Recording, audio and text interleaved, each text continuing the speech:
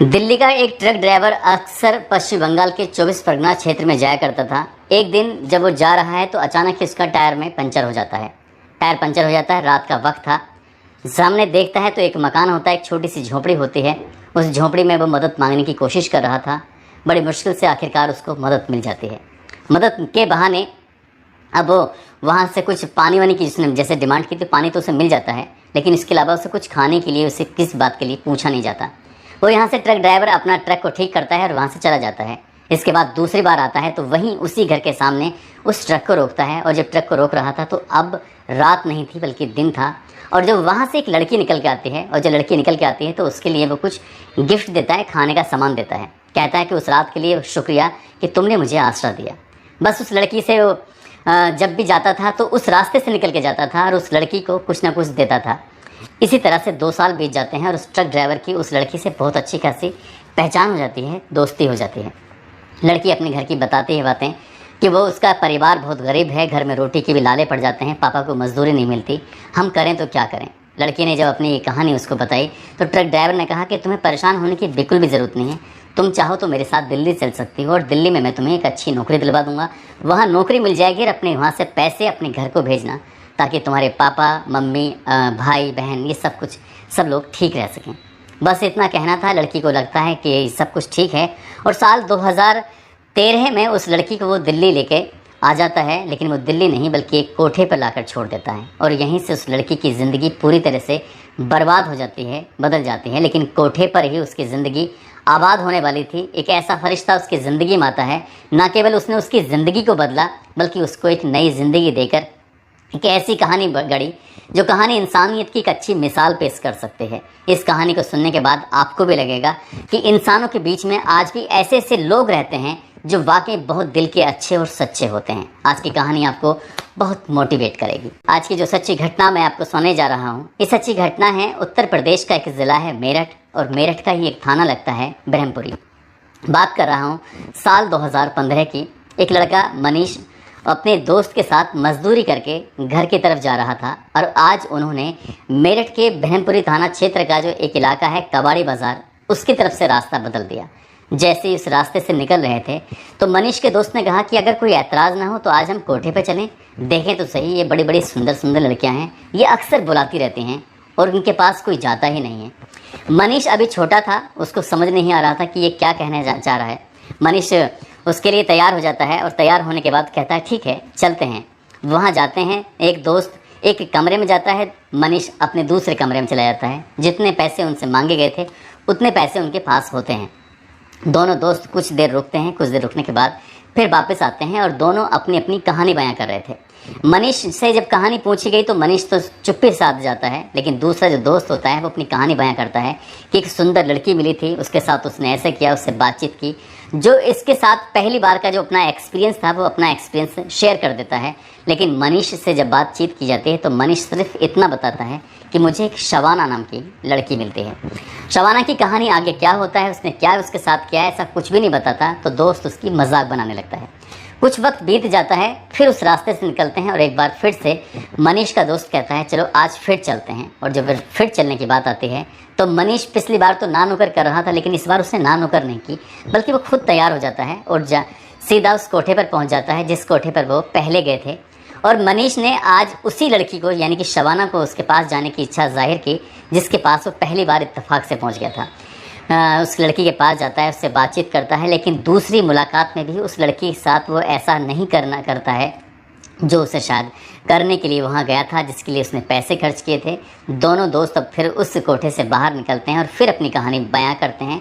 एक दूसरे से बातचीत कर रहे थे, लेकिन वो सिर्फ शबाना की खूबसूरती के बारे में बात कर रहा था, उसके अच्छेपन की बात कर रहा था। उसने उसके साथ कुछ नहीं किया इस बारे में बात नहीं कर रहा था। और जो दोस्त होता है वो जिस कमरे में जाता है, जिस कोठे में जाता है, वहाँ जाने के बाद जिस लड़की से मुलाकात करता है उससे मिलने की एक एक पल के बारे में वो मनीष को बताता है। और जब मनीष कुछ नहीं बताता तो दोस्त उसकी मजाक बनाता है, कहता है कि तू ठीक तो है, शारीरिक रूप से ऐसा तो नहीं है कोई मेडिकल की कोई कमी तेरे अंदर हो। जब इस तरह की बात करता है तो मनीष थोड़ा सा शर्मा सा जाता है। वो कहता है कि ऐसी कोई दिक्कत नहीं है। वक्त फिर आगे बीत जाता है, लेकिन तीसरी बार मनीष अपने दोस्त के साथ नहीं बल्कि अकेला जाता है और उस लड़की ने उस लड़के को देखा, देखते ही कहा कि तुम यहाँ आते ज़रूर हो लेकिन करते कुछ नहीं हो, तुम ऐसा क्यों यहाँ पर आते हो। तभी मनीष कहता है कि मैं तुम्हें जब पहली बार देखा था, पहली बार देखते ही मुझे तुम्हें कुछ अच्छा लगा, अलग लगा, और मुझे लगता है कि मैं बार बार तुम्हारे पास आऊँ, बार बार तुमसे बातचीत करूँ। बस बार बार आने की बात जब चल रही थी तो शबाना को भी अच्छा लगा कि कोई ऐसा व्यक्ति जो सिर्फ उससे मिलने आता है, उसके साथ, उसके शरीर के साथ खेलने नहीं आता, उसके साथ कोई गलत काम करने नहीं आता, तो शबाना का भी उसके प्रति थोड़ा सा अट्रैक्शन बढ़ जाता है। अब ये तीसरी मुलाकात होती है, चौथी मुलाकात होती है। अब ये लगातार मुलाकातों का दौर शुरू हो जाता है। ये लड़का उससे अपने प्यार का इजहार कर बैठता है, कहता है कि मैं तुमसे प्यार करने लगा हूँ, मुझे तुमसे आगे बढ़ना है, हम लोग एक दूसरे के साथ ज़िंदगी बिताएंगे। जब बात ज़िंदगी बिताने की आती है तो इसी बात को देखते हुए शबाना कहती है कि यहाँ से निकलना मेरा इतना आसान नहीं है। और जब बात निकलने की आती है तो इसी बात को लेकर बड़ा ज़्यादा ये परेशान भी होने लगते हैं। तभी मनीष ने उससे कहा कि मैं तुम्हें यहाँ से बाहर निकालूंगा। इसी बीच में वो अपनी कहानी बयां करती है। कहानी जब सुनता है मनीष तो उसको और भी ज़्यादा उससे प्यार आता है। दरअसल वो बताती है कि वो 24 परगना क्षेत्र पश्चिम बंगाल की वो रहने वाली है। एक बार एक ट्रक ड्राइवर का ट्रक खराब हो गया था। उस ट्रक ड्राइवर ने हमारे यहाँ पर आसरा लिया और वो उससे कई मतलब दुगनी उम्र के व्यक्ति होते हैं, उनकी उसने मदद भी की। मदद के बहाने वो आते थे उसके लिए कुछ ना कुछ, कभी चॉकलेट, कभी कुछ खाने की सामान, कभी कपड़े, कभी किताबें, कुछ ना कुछ ऐसे लाते थे। और एक दिन उसने अपनी कहानी उनसे बयां कर दी। कहानी कुछ इस तरह से थी कि वो बहुत गरीब होते हैं और उसने नौकरी दिलाने के भरोसे ही उसे मेरठ के कबाड़ी बाज़ार में लाकर बेच दिया। मनीष ने जब पूरी कहानी सुनी तो उसको और भी ज़्यादा उसके प्रति अच्छा लगा। उसके पास अलग अलग लोग आया करते थे, उसमें इस बात से कोई एतराज़ नहीं था। अब वो शादी की बात करने लगता है तो शादी के लिए कोठे से निकालना उस लड़की को आसान नहीं था। तभी बाहर निकलता है, कुछ लोगों से मुलाकात करता है, कहता है कि मुझे एक लड़की है उसको कोठे से निकालना है जिसका नाम शबाना होता है। तब लोग को पास जाते जाते वो सीधा एक ऐसी जगह पहुंच जाता है जो कि संकल्प NGO होती है, उसकी संस्थापक होती हैं अतुल शर्मा। वो मैडम से बात करता है, फ़ोन पर बताता है कि मैडम मैं ऐसे से एक लड़की को कोठे से निकालना चाहता हूँ, आखिर तुम मेरी मदद करोगी कि नहीं करोगी। उस वक्त ये हापुड़ में CWC यानी कि चाइल्ड वेलफेयर कमेटी जो होती है उसके मेंबर होती हैं। वो कहती हैं कि ठीक है हम देखते हैं। बात जब देखने की आती है अतुल शर्मा के पास उसका दूसरे तीसरे बार फिर फ़ोन आता है। कहता है मैडम मेरी बात को आप सीरियस नहीं ले रही हो, मुझे उस लड़की को कोठे से निकालना है और निकालने का कुछ मकसद है। वो मैडम पूछते हैं कि क्या मकसद है, तुम क्या करना चाहते हो। बताता है कि मैं उससे शादी करना चाहता हूँ। जब लगातार वो मैडम से फोर्स कर रहा था तो मैडम को लगता है कि वाकई ये बहुत ही नीडी है और शायद ये उसे निकालना चाहता है, और इसीलिए फिर मैडम उससे पूछती हैं कि कौन से कोठे पर है। अब मैडम यहाँ अकेले जाती हैं। उस कोठे पर जाने के बाद देखती हैं लगभग 20 से 22 लड़कियाँ वहाँ पर मौके पर मौजूद होती हैं, और जब जाकर खड़ी हो जाती हैं कोठे की मालकिन से कहती हैं कि एक लड़की है उसको मैं लेने के लिए आई हूँ, अगर कोई एतराज़ ना हो तो क्या मैं इनसे बात कर सकती हूँ। जैसे ये बात आती है तो कोठे की जो मालकिन होती है उसको बहुत गुस्सा आता है। वो कहती है कि तुम कैसे बात कर रहे हो, यहाँ से एक भी लड़की बाहर नहीं जाएगी, एक भी लड़की यहाँ से निकल नहीं सकती, चाहे तो देख लो। जब बात देखने की आती है तो भी अतुल शर्मा जो मैडम होती हैं वो कहती हैं कि एक लड़का है जिसका नाम मनीष कुमार है और जो कि बाहर सड़क पर तुम्हारा इंतज़ार कर रहा है। मैं नहीं जानती कि वो कौन लड़की है, जिन 20 या 22 लड़कियों में से जो भी लड़की है, मैं आगे आगे जा रही हूँ, मेरे पीछे पीछे आने की कोशिश करे। वो अगर उसके साथ नई ज़िंदगी बिताना चाहती है, उसके साथ शादी करना चाहती है तो मुझे कोई एतराज़ नहीं है, लेकिन मेरे साथ वो आएगी तभी मैं उसे लेके जाऊँगी।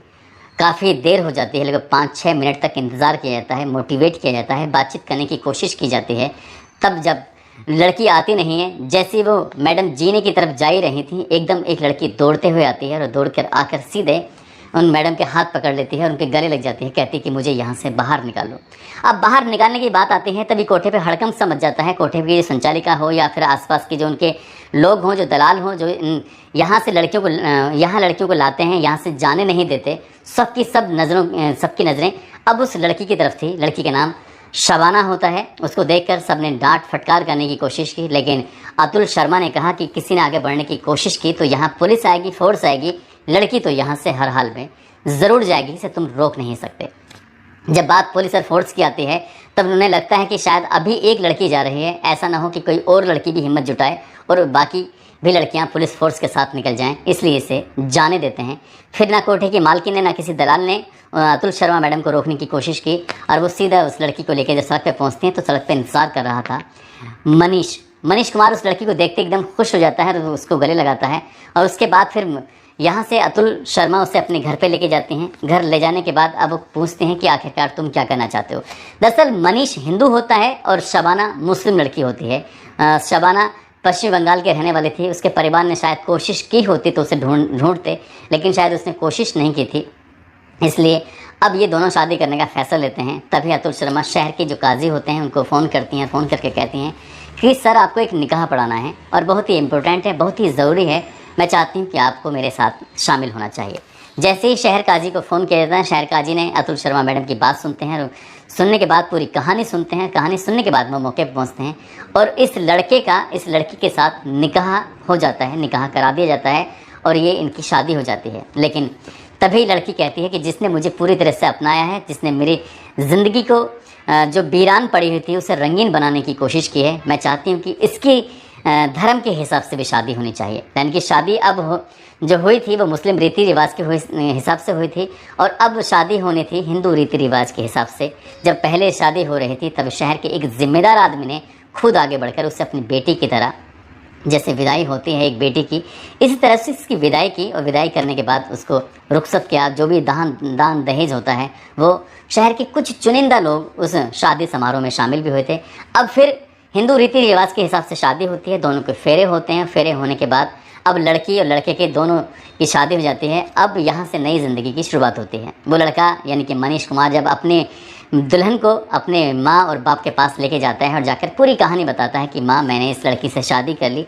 दरअसल ये मुस्लिम है और रहने वाली थी यहाँ की पश्चिम बंगाल के 24 परगना क्षेत्र की कोठे पर रह रही थी और इसको मैंने एक नई ज़िंदगी दी। जैसे ही माँ ने और बाप ने, उसके परिवार के लोगों ने ये बात सुनी, उन दोनों को घर से निकाल दिया और कहा कि यहाँ ना तो इस लड़की के लिए कोई जगह है और ना ही तुम्हारे लिए कोई जगह है, तुम यहाँ से जा सकते हो। अब लड़के ने क्योंकि फ़ैसला लिया था, उस फैसले पे खराबी उतरना था, उस लड़की को वो लेकर चला जाता है।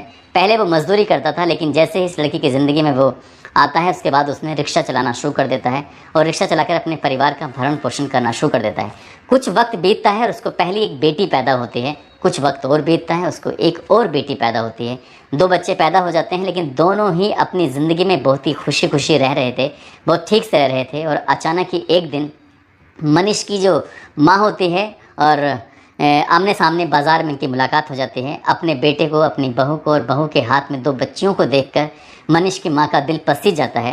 वो सीधा ही उससे अपनी बहू को गले लगाती है और कहती है कि अगर तुझे कोई एतराज़ ना हो तो तू मेरे घर चल। वो अपनी बहू को सीधा घर लेके पहुंच जाती है। घर लेके जाती है। जो मनीष के पिता होते हैं उन्हें एतराज़ भी होता है, वो डांटते भी फटकारते भी हैं, लेकिन मनीष की माँ कहती है कि मेरा बेटा है, मेरा लाडला है, मेरी पोतियाँ हैं, अब साथ रहेंगी। तब मनीष के पापा भी इस बात को लेकर तैयार हो जाते हैं। अब ये दुल्हन यानी कि जो उसकी पत्नी है शबाना, वो साथ रहने लगती है। मनीष भी साथ रहने लगता है। कुछ वक्त और बीतता है और वक्त बीतने के बाद एक और बेटी पैदा होती है, यानी कि 3 बेटियाँ उसको पैदा हो जाती हैं। आज साल 2023 में मैं इस कहानी को सुना रहा हूँ। ये जो परिवार है जिसमें मनीष कुमार है, उसकी पत्नी शबाना है, उनकी 3 बेटियां हैं। ये परिवार बहुत ही खुशहाल ज़िंदगी जी रहा है और मनीष ने उसके हर सपने को पूरा करने की कोशिश की है। लेकिन शबाना की सबसे ख़ास बात यह है, शबाना इस बात को लेकर बहुत ज़्यादा खुश है क्योंकि जिस दलदल में धंसी हुई थी, शायद उस दलदल से कोई उसे कभी बाहर निकाल ही नहीं पाता, क्योंकि उसने इस कोठे पर 3 साल के आसपास गुजारे थे। वहाँ लोग आते ज़रूर थे उसके जिस्म से खेलने के लिए, उससे बातचीत करने के लिए, उसके साथ वक्त बिताने के लिए, लेकिन किसी ने भी उसके साथ पहली बार जिस तरह से मनीष ने व्यवहार किया कि उसके साथ कुछ किया ही नहीं, दूसरी बार में उसके साथ कुछ किया ही नहीं, तीसरी बार में उसके साथ कुछ किया ही नहीं। और वो बार बार आता था, मजदूरी करता था, बहुत कम पैसे कमाता था, पैसे जोड़कर तब वो कोठे पे जाता था। और जब पहली बार, दूसरी बार, तीसरी बार इस तरह से जाता था तो उसी जगह पर जाने पर जो कोठे की मालकिन होती है उसको लगता है कि उसके साथ इसका अटैचमेंट हो गया है, इसलिए उससे फिर वो मनमानी रकम भी वसूलते थे। लेकिन उसके लिए वो किसी भी कीमत पर वो जाने को तैयार होता था। न केवल उसने उसके साथ शादी की बल्कि बच्चे भी हुए और बच्चों को वो अच्छी शिक्षा देने की कोशिश कर रहा है। लेकिन आज भी वो करता मजदूर ही है या रिक्शा चलाता है। लेकिन इस कहानी को सुनने के बाद जब मैंने इस कहानी को BBC की वेबसाइट पर पढ़ा तो मुझे भी लगा कि वाकई कहानी अपना अपने दिलचस्प है। इसके बाद मैंने संकल्प संस्था की जो संस्थापक होती हैं अतुल शर्मा जी से मैंने बातचीत की, तो अतुल शर्मा जी ये कह उठती हैं कि अगर तुम चाहो तो आज भी इस परिवार से मिल सकते हो। ये परिवार बहुत ही खुशहाल तरीके से रह रहा है और वो आज भी उस लड़की को अपनी बेटी की तरह, उसकी जो विदाई होती है, जो देना होता है, लेना होता है, अतुल शर्मा कभी कभार उसके साथ ऐसा करती रहती हैं। लेकिन उस लड़की ने कभी अपने गांव वापस जाने की कोशिश नहीं की। उसकी नाराज़गी इस बात से थी क्योंकि उसके परिवार ने कभी उसे ढूंढने की कोशिश नहीं की, क्योंकि उस ट्रक ड्राइवर को कभी तलाश करने की कोशिश नहीं की। दोस्तों, इस पूरे घटनाक्रम को सुनाने का उद्देश्य किसी को परेशान करना नहीं है, किसी का दिल दुखाना नहीं है, बल्कि आपको जागरूक करना है, आपको सचेत करना है। आप जहाँ भी रहें अपना ख्याल रखें, सुरक्षित रहें। जय हिंद, जय भारत।